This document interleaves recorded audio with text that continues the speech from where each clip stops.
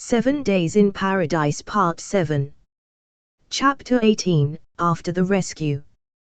The storm finally broke just before midnight. The sky, which had been roaring and spitting rain for hours, softened into a deep, bruised grey. The jungle quieted. Even the ocean below seemed to exhale, its fury dissolving into long, rhythmic waves that lapped against the rocks as if nothing violent had ever happened there. Max and Claire stumbled through the wet brush, both of them soaked, mud splattered up their legs, their breaths ragged and white in the cool air. Neither spoke much. The climb down from the villa had taken hours, and now they were somewhere deep along the eastern coast, off the main roads, surrounded by cliffs and the smell of salt and rain. The police convoy hadn't made it this far. Radios had failed again, cell service was useless in the storm's wake. So Max made a decision, one that wasn't particularly smart but felt instinctively right. "Come on," he said softly, guiding her by the hand. "There's a village down near the cove. Fishermen used to keep their gear there. We'll stay until morning." Claire didn't argue. She didn't have the energy to. Every muscle in her body ached, her mind still replaying fragments of what had happened, the gunshot, the chase, Brad's face before he fell. But she followed Max without question. The shack sat at the edge of the cove, half hidden by tall grass and twisted trees. It was small, the kind of place built by hands, not plans, wood darkened by years of salt air, windows patched with mismatched glass. A rusty lantern hung by the door, swinging lazily in the wind. Max pushed it open carefully. The inside smelled of old rope, rain, and something faintly metallic. Nets hung from the beams, an overturned bucket near the door. A small cot sat against the wall, its blanket folded but stiff with salt.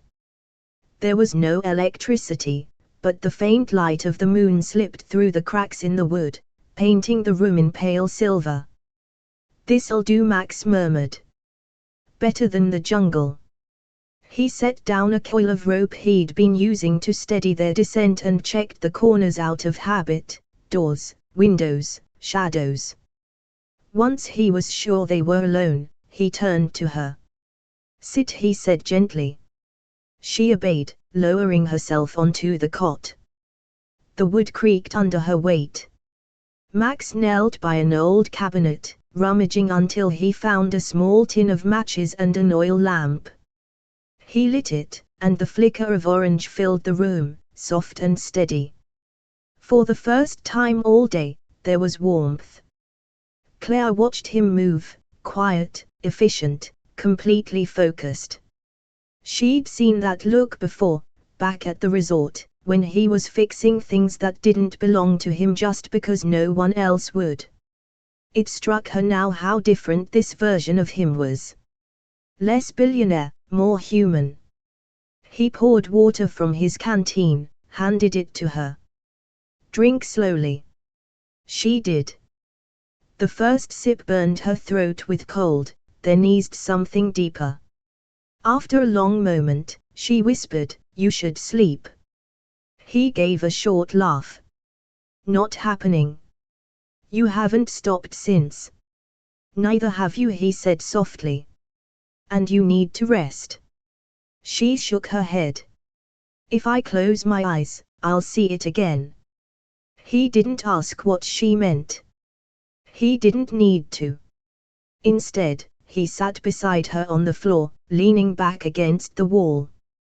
The rain had slowed to a drizzle now, soft enough to hear the rhythm of the drops against the tin roof. The sound filled the space between their words. For a long while, neither spoke. Then, slowly, Claire said, "When he grabbed me this morning, I didn't think I'd ever see you again." Max looked over at her, his expression unreadable. "I told you I'd find you." "I know," she said quietly. "I just didn't think you'd survive it." He smiled faintly, but there was no humor in it. Neither did Calio. That earned the smallest laugh from her, a fragile sound, like something long forgotten. The laugh turned quickly into a trembling exhale. She pressed her hand to her face, but it was too late. The tears came. Not loud. Not sudden. Just a slow, unstoppable release that started in her chest and spilled out before she could fight it. Max froze for a second, unsure if he should move closer or let her have the space to fall apart.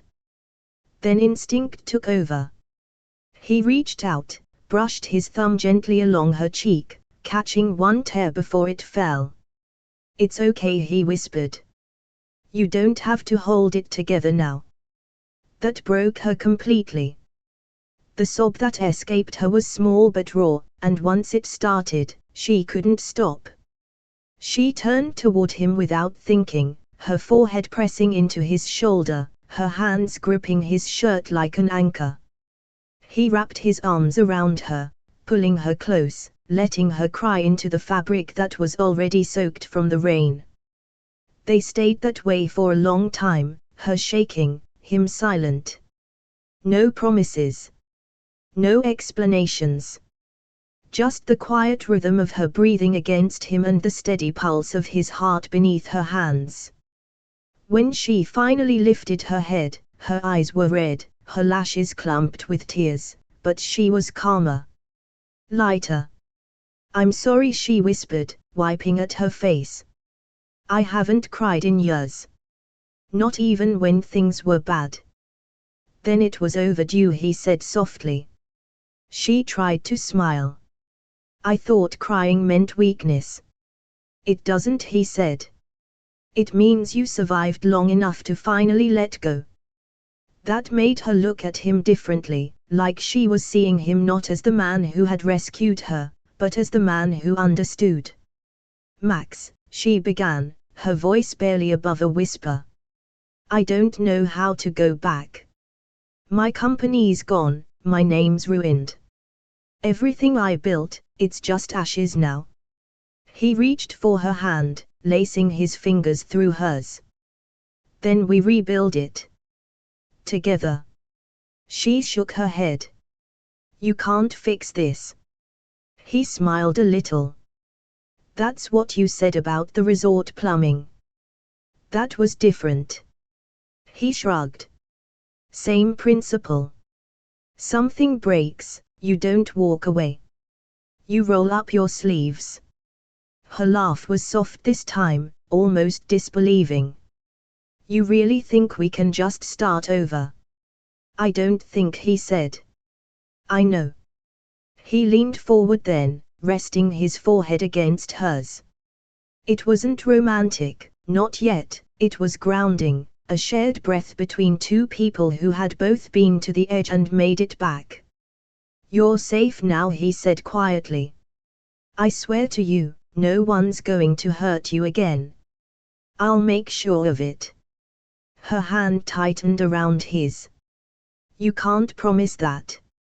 He smiled, eyes steady. "Watch me." The lamp flickered once, throwing long shadows across the walls. Outside, the storm eased into a whisper. The ocean murmured below, and a single bird called somewhere in the distance, a sound that felt like dawn, even though it wasn't yet morning. Claire finally lay down on the cot, her head turned toward him. "If I sleep," she murmured, "you won't disappear, will you?" "Not a chance." Her eyes drifted closed. The tension in her body melted slowly, her breaths evening out, her hand still in his. Max stayed awake, watching her, the faint glow of the lantern reflecting in his eyes.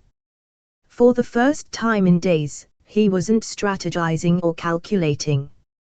He was just there, watching the woman who had been caught in a storm she never asked for finally find a moment of peace. When she stirred once in her sleep, he brushed a stray lock of hair from her forehead and whispered, almost to himself, "You're safe, Claire. You're safe." Outside, the first thin light of dawn began to touch the water, turning the Black Sea silver. The island, for now, was quiet again. And though Max Darcy didn't know what waited for them beyond that little shack, he knew one thing with perfect clarity: he'd move heaven and earth to keep that look of peace on her face for as long as he lived. Chapter 19: The Truth About Brad. By the next morning, the world had changed again, quietly, steadily, as if the island itself was exhaling after holding its breath for too long. The storm had finally moved on, leaving the air thick and luminous. Mist curled along the cliffs, the ocean below gleamed a faint silver blue, and the jungle dripped in slow rhythm, each drop of water catching the dawn light. In the fisherman's shack, Claire woke to the sound of waves lapping close to the shore and the faint clatter of metal. Max was crouched by the door, fixing the broken lantern handle with a piece of wire he'd found. His hair was still damp, his sleeves rolled up, and the look on his face was one she recognized now: focused, unshakable, stubborn in a way that both infuriated and comforted her. She sat up slowly, pulling the rough blanket around her shoulders. Her body ached, but it wasn't the kind of pain that broke her, it was the kind that reminded her she was alive. "Morning," Max said without looking up. "Is it?" Her voice was raspy, soft.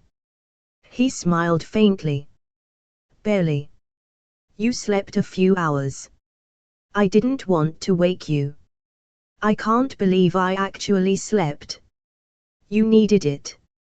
She studied him for a long moment. "You didn't." "I'll sleep when I know you're safe." He said it so simply that she didn't argue. For a few minutes, there was only the sound of the sea. Then his phone, propped up on the windowsill, began to buzz. The signal was faint but finally alive again after the storm. Max stood, wiped his hands on his jeans, and answered. "This is Darcy." There was a pause, static, then Jonah's voice came through, clearer than it had been in days. "Max, we found him." Max stiffened. "Brad?" "Yeah. Coast Guard pulled his body from the rocks near the northern bay this morning. He didn't make it." Claire froze. She hadn't meant to listen, but the words hit her like a cold wave. Jonah continued, his tone grim but brisk. "But that's not all. You might want to sit down. Turns out, our friend wasn't who he said he was." "What do you mean?" "Brad Walker doesn't exist. The ID, the credit cards, even the company he claimed to own, all fake. His real name was David Layton. He's wanted in Nevada and California for running an illegal gambling ring and laundering money through shell businesses. He owed more people than we can count." Max ran a hand over his face. "So all of this, the story, the blackmail, it was just him trying to get out of debt." "Exactly. He targeted Claire because of her clients, wealthy, connected, easy leverage. And when you got involved, it turned into his perfect escape plan." Max's jaw tightened. "And now?" Jonah exhaled. "Now, the cops have everything. They found fake invoices, forged contracts, and wire transfers from gambling accounts in his email. Claire's name isn't just cleared, it's shining." He hesitated before adding, "The press got hold of it too. The story flipped overnight. They're calling it the Paradise Betrayal, how you both were victims of a con artist." Max's eyes flicked to Claire. She was staring at him, pale but calm, processing every word. Jonah kept talking. "Your PR team's already spinning it, you as the protective boss, her as the innocent planner caught in the crossfire. They're leaning into the survival angle. Honestly, Max, it's working." Max's voice softened. "Thank you, Jonah. Hey, Jonas said after a pause. Tell her she can breathe now. The call ended. The silence afterward was heavier than the conversation had been. Claire stood, walking slowly toward the open doorway. The ocean spread wide before her, impossibly calm, the horizon a clean, perfect line. So it's over, she said quietly. Max nodded. It's over. She laughed softly, not with humor, but disbelief. I spent years building my name. One man destroyed it in a day, and now a different version of that same story is saving it. That's how people work, Max said. They love a rise, but they live for a comeback. She looked at him over her shoulder. And you're okay with that? Turning this into a redemption arc for your company? He leaned against the wall, crossing his arms. If that's what it takes to protect you, yeah. I'll let them make me whatever they want. Her eyes softened. Max. He cut her off gently. They're already rewriting the narrative. You're not the scandal anymore, Claire. You're the survivor. The woman who was lied to, manipulated, but came out stronger. You deserve that story. She hesitated. It still feels wrong. People will pity me. He shook his head. No. They'll respect you. Trust me, people love to rally behind someone who's been through hell and didn't let it break them. Her lips parted, but no words came. He stepped closer, lowering his voice. Let me handle the noise. I'll make sure the truth sticks. She met his gaze, eyes shining with something that looked dangerously like gratitude, and something else she couldn't quite name. Later that day, they made their way back to civilization. A fisherman from the nearby village offered them a ride to the small police outpost in his weather-beaten truck. The road twisted through green hills, the air thick with the smell of wet earth and blooming hibiscus. Reporters were already waiting when they arrived. Cameras, microphones, flashes, it was like walking into a storm of another kind. Claire stiffened, her fingers curling into her palms. Max felt her tense beside him and leaned close. Don't look at them, he murmured. Look at me. She did. And for a moment, the noise faded. The police captain ushered them inside, shielding them from the press. Inside the small office, a female officer offered Claire a towel and a cup of hot tea. The gesture, so simple, so human, almost undid her. When the officer said, Miss Beaumont, you're free to go. You've been cleared of any wrongdoing, Claire nearly dropped the cup. Cleared, she repeated, dazed. Yes, The evidence shows Mr. Walker fabricated everything, contracts, documents, even the engagement story. The press already has the official statement. You were a victim of fraud and coercion. The words hung in the air, unreal but solid. For the first time in weeks, Claire felt her lungs fill completely. That evening, Max's PR team called from Los Angeles. The story had gone global again, but this time the headlines read differently. Love, lies, and redemption in Maui, billionaire and planner expose con artist's scheme. Claire Beaumont, the woman who outwitted a con. From scandal to strength, how a Maui nightmare turned into a triumph. Even the tabloids had softened, their tone reverent instead of cruel. Photos of Claire, the same ones that once painted her as a homewrecker, were now used to illustrate grace under fire. By nightfall, offers began to roll in. News outlets wanted her story. Lifestyle magazines requested interviews. Her former clients were emailing apologies, some even rebooking events, calling it a misunderstanding. It was dizzying, absurd, and almost funny. She sat on the edge of the hotel bed, wrapped in a soft robe, staring at the phone lighting up with notifications. "They're turning me into a hero," she murmured. "Yesterday I was a joke." Max was across the room, speaking with his communications director, pacing in slow, thoughtful steps. When he hung up, he said, "You're not a hero. You're a survivor. People can sense that." She looked at him, eyes tired but gentle. "You fixed it. I told you I would." "But why?" she asked softly. "Why risk your name, your company, all of it, for me?" He took a moment before answering, walking toward her until he was close enough that she could see the weariness in his eyes.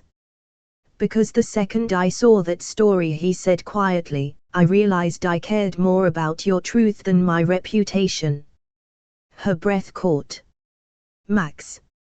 He smiled faintly. "We'll deal with the rest later. For now, you're cleared. You can breathe again." She let out a shaky laugh. "I don't even know how anymore." He reached out, brushing a strand of hair behind her ear, his touch light but sure. "Then I'll remind you." For the first time, she didn't look away. That night, Maui was quiet again. The sky was clear, full of stars. The sea murmured outside the hotel balcony, steady and endless. Claire stood there alone for a moment, watching the horizon, the warm wind lifting her hair. The nightmare was over, but what came next, that was something new entirely. Behind her, Max's voice broke the silence, low and certain. "Tomorrow," he said, stepping beside her, "we start rebuilding." She smiled, small but real. "You really think we can?" He looked out at the sea with her. "We already are." The waves rolled against the shore, calm and forgiving, and for the first time since the island had swallowed them in its chaos, Claire believed him. Her name was cleared. Her life was hers again. And maybe, just maybe, so was her heart. Chapter 20, Sunrise Promises. The first light of dawn stretched across Maui like it was painting a new story. Soft gold rippled over the water, spilling across the waves in slow, careful strokes. The island was still, that kind of rare quiet that happens just before sunrise, when the world hasn't decided what kind of day it wants to be. The sea was gentle again, the air damp and sweet, carrying the faint scent of hibiscus and salt.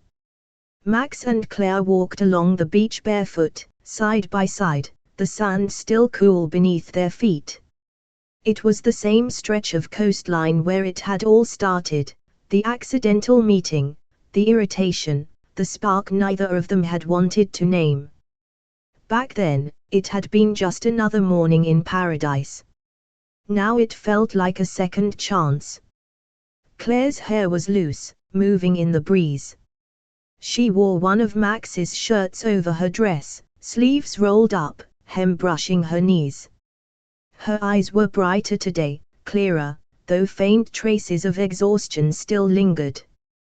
The last few days had carved something softer and stronger into her. Max glanced over at her, hands in his pockets, and smiled a little. "You look like someone who finally slept." She laughed quietly. "I did. For once, I didn't dream about headlines or sirens." "Progress," he said. They walked a few more steps in easy silence. The tide came in slow curls, washing over their ankles before slipping back into the sea. Claire tilted her head toward the horizon. "I used to come to beaches like this as a kid," she said. "My mom would always say the ocean was good for telling the truth. You can't lie when you're standing in front of something that doesn't care who you are." Max smiled faintly. "Smart woman." "She was," Claire said softly. "She'd tell me, every time the tide goes out, it takes something old with it. Let it. He watched her as she said it, the sunlight catching in her hair. So he said gently, "What do you want the tide to take this time?" She looked at him, surprised by the question. "What do you mean?" "I mean," he said, "everything that happened, Brad, the press, the company, the chaos. You've had everyone else tell your story for weeks. What's your version now? What do you want?" She stopped walking, the breeze catching the edge of her shirt. The question hung in the air like something heavy and fragile. For a long moment, she didn't answer. She just looked out at the horizon, at the waves folding over themselves, at the sunlight climbing higher with every heartbeat. Finally, she said quietly, "A fresh start."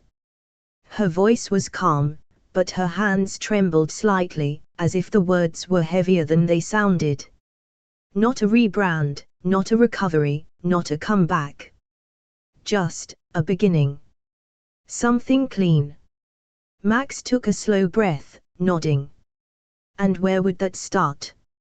She gave a small, almost shy smile. "Anywhere that doesn't come with a headline." He chuckled under his breath. "That rules out half the planet." She laughed, but there was a catch in it. "I mean it. I don't want to be someone's story anymore. I just want to wake up without a camera waiting to see if I break."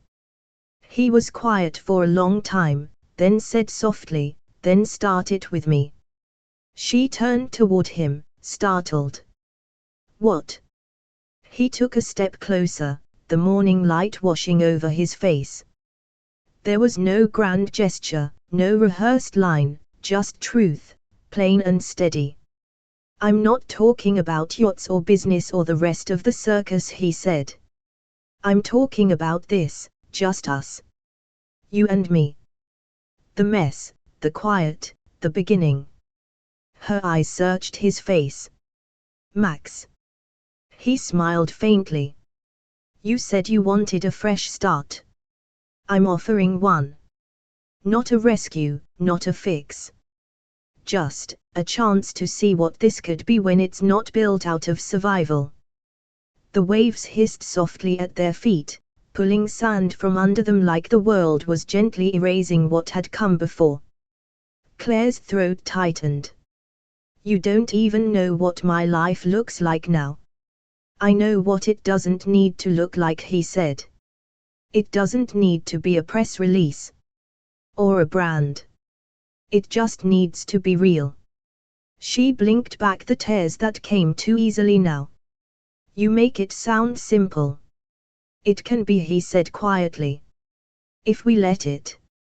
He held out his hand, palm open, eyes steady. For a moment, she didn't move. The wind lifted her hair, a wave broke nearby, soft and white. The world held still. Then she reached out and slipped her hand into his. Warm. Solid. Real. A breath she didn't know she'd been holding left her all at once. Max squeezed her fingers gently. "That's it, then." She laughed through the lump in her throat. "That's what?" "The beginning," he said simply. They stood there in the surf as the sun broke fully over the water, a slow gold fire spilling across the horizon, touching everything it could reach. The first gulls cut across the sky, calling in that lazy, melodic way that made the island feel alive again. Claire turned toward the light, her face soft, her eyes clear. "You know," she said quietly, "if someone told me a week ago that I'd be standing here with you, I'd have called them insane." He grinned. "And now?" "Now," she said, "I think maybe I was the insane one for not seeing it coming." He chuckled, shaking his head. "Careful. That sounds dangerously close to optimism." "Don't get used to it," she teased. Too late. The tide came up again, washing over their feet, and she let it. She didn't pull away this time.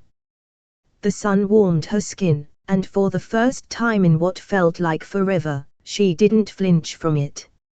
She tilted her head toward him, smiling softly. So, what happens next? Max looked at her for a long moment, the corner of his mouth lifting. We see where the tide takes us. She nodded, her hand still in his. That sounds like a plan.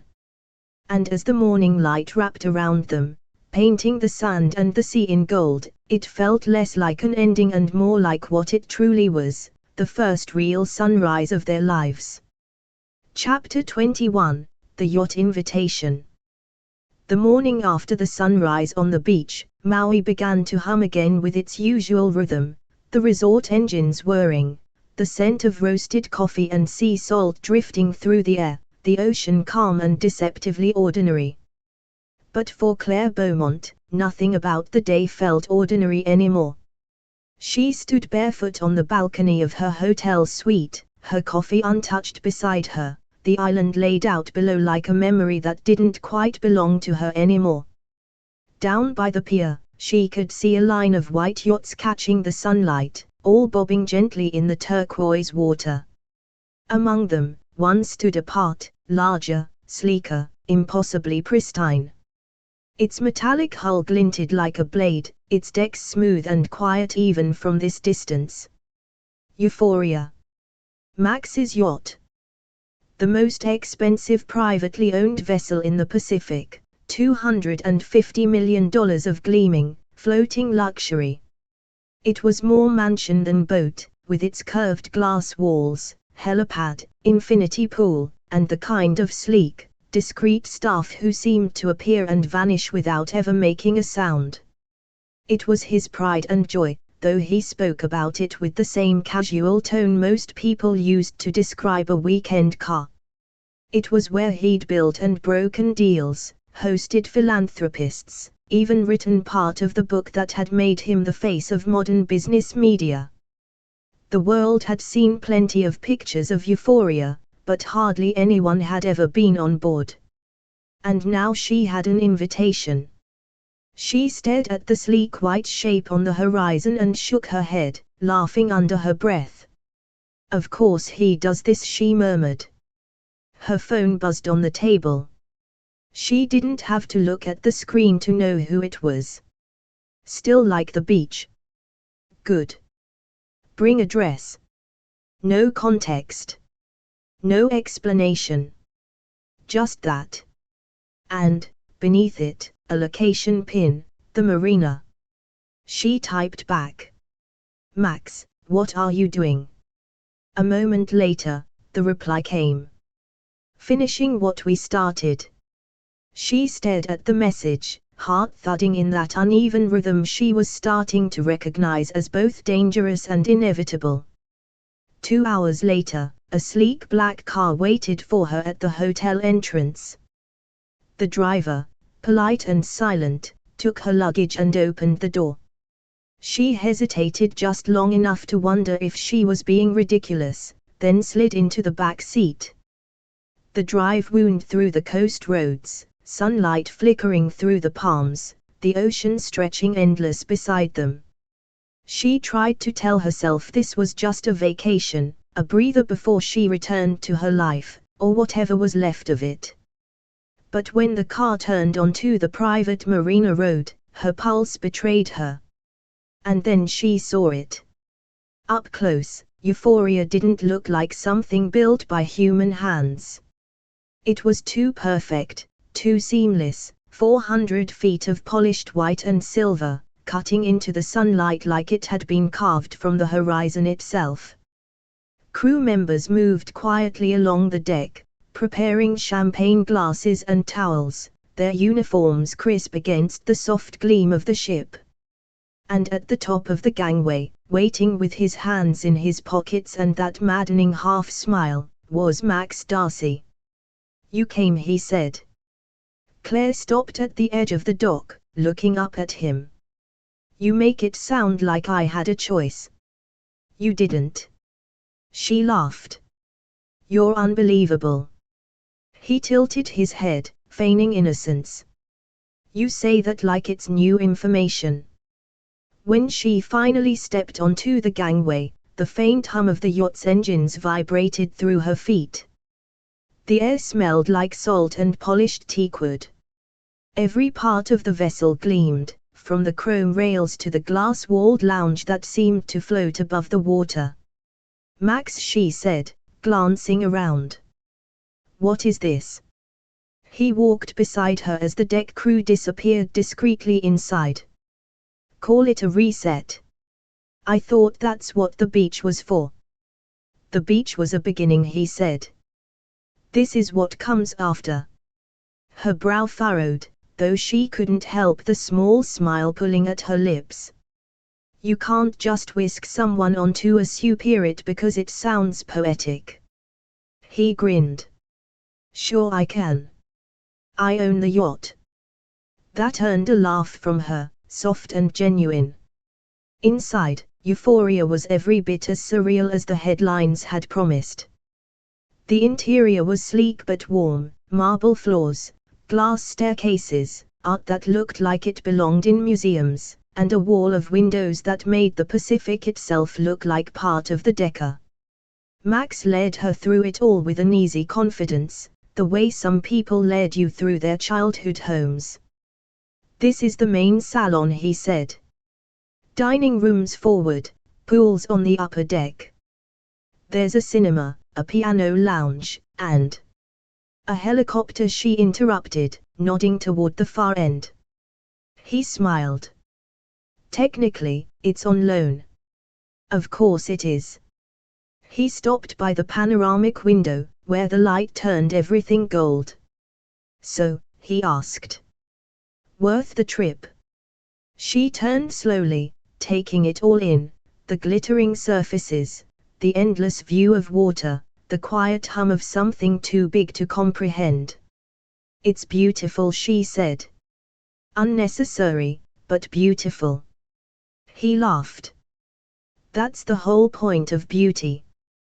They stood there for a while, watching the horizon stretch in every direction. The sea looked endless.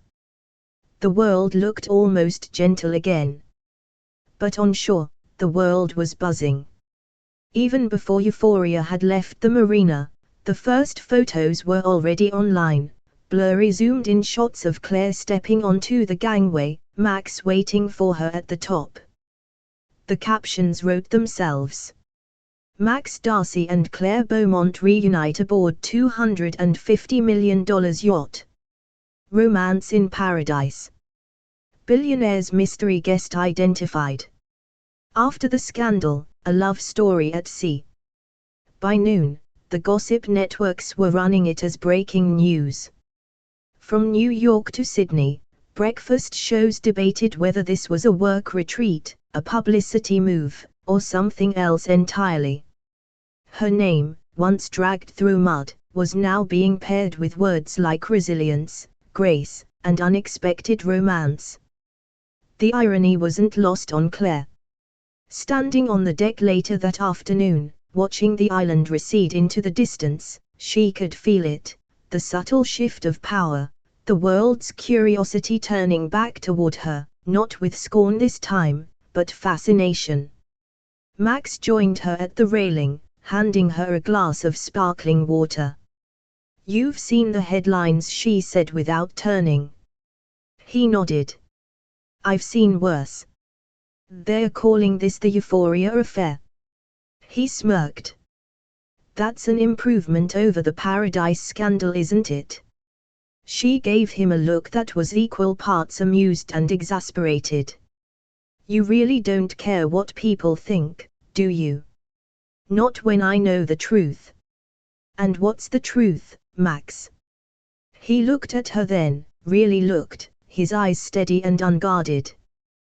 That this isn't a story. It's just us, trying to breathe. She held his gaze for a long moment, then exhaled, a small smile tugging at her lips. You make it sound simple again. He shrugged lightly. That's because it is. That evening, as Euphoria drifted along the coast, the sun set behind them in a slow explosion of orange and rose. The deck lights flicked on one by one, reflecting off the waves like liquid fire. Claire leaned against the railing, her hair catching the last of the light, and let herself be still. The island was a blur now, just a dark line against the horizon. Everything that had happened there, the fear, the chaos, the heartbreak, felt like it belonged to another lifetime. Max stood beside her, close but not too close, his presence grounding and steady. "Do you ever get used to this?" she asked softly. He looked out at the horizon. "The view?" "No," she said, turning toward him. "Being seen?" He smiled faintly. "Never. But if you're going to be seen, you might as well write the ending yourself." She thought about that for a long moment, then nodded. "Then let's make it a good one." The yacht cut through the water like silk. The wind shifted, carrying the faint sound of laughter from the crew above, and the stars began to appear, one, then two, then a scatter across the vast, dark sky. From the shore, cameras would keep flashing, stories would keep spinning, and the world would keep guessing what was really happening between them. But on the deck of Euphoria, with the ocean stretching out infinite and quiet, none of that mattered. Max Darcy looked at Claire Beaumont, the woman who had somehow survived the storm and still found the strength to look toward the light, and he thought, not for the first time, that maybe paradise wasn't a place at all. Maybe it was a person. And right now, she was standing beside him. Thanks for listening to Billionaire Romance Stories, where love meets luxury in the most unexpected places. If you enjoyed this story, make sure to like, subscribe, and drop a comment. We love hearing your favorite twists and favorite theories. And don't forget to ring that bell, because in this world of yachts, secrets, and luxurious romance, the next story is always one click away.